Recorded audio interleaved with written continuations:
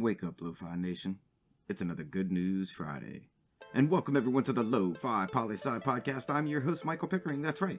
Lo-Fi's and low fidelity, low quality, in your face, messy as can be global news show. Here we're going to talk about that famous question, what's going on in the world today? And it's everyone's favorite day of the week. That's right, it's another Good News Friday. The news fresh off the press. Source, AP News, Technology section.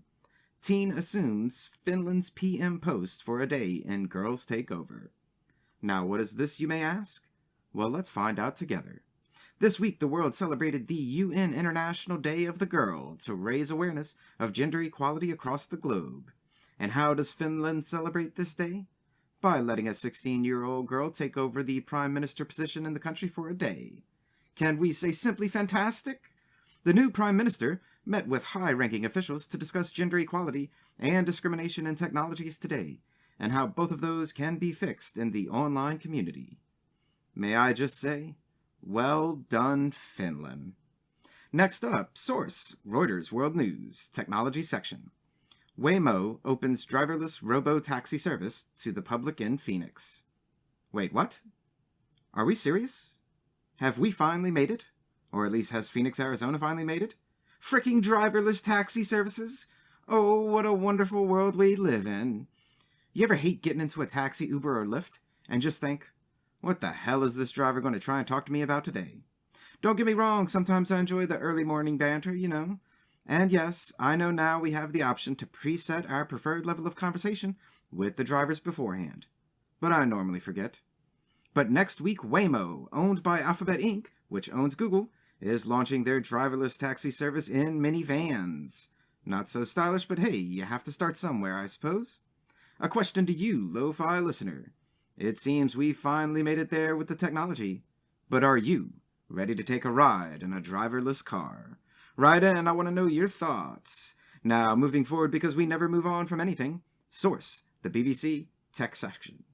U.S. Army trials augmented reality goggles for dogs. Excuse me? What did you say? Dogs wearing virtual reality goggles? Please tell me more. The story. So dogs are regularly used in combat zones to do search and rescue, search for explosives, etc. Now, with this prototype, the dog's handlers will be able to send the dogs further on their own and still be able to guide them via the goggles and augmented reality indicators that the handlers can put on the goggle lenses for the dogs to follow. Pretty ingenious. And why haven't we been doing this all along? Well, we like to think virtual reality goggles and that tech is really up there. But in reality, we've been thinking that since the early 1990s. It's taken a long time to get virtual and augmented reality way up there, and we're still working on it. So I'm definitely interested to see how this progresses moving forward. The following story comes from the AP Science section. Astronaut chooses daughter's wedding over space test flight. Oh, is this an example of someone choosing family over space? Really? What an act of selflessness and a strong willingness to be there for your family.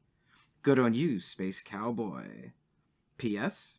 In case you're wondering, as I surely was, they have already been to space 3 times. So I imagine this was simply avoiding a future major lifelong argument with the family. But it does raise a good question to you, Lo-Fi listener, I ask. If you were given the opportunity to go to space, even if it was your 4th time, what sort of thing would keep you from going?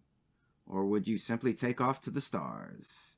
I'm curious your thoughts. And a last piece of news to send you on your way for the weekend. Reuters Science section.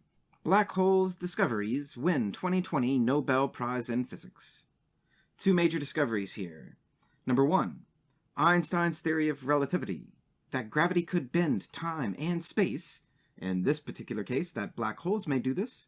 And this sciencey stuff goes way deeper, so definitely check out the article for yourself.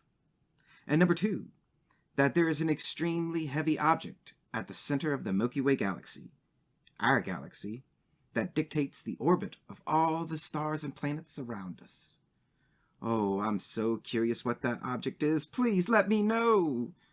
Please, Science Evoke, keep working hard, keep our imaginations going, and tell us more about the stars in which we live. And that's a brief snapshot of what's going on in the world today. Stay tuned for Monday's episode of Messy Monday. Always remember that Lofi Poli Sci is more than just me.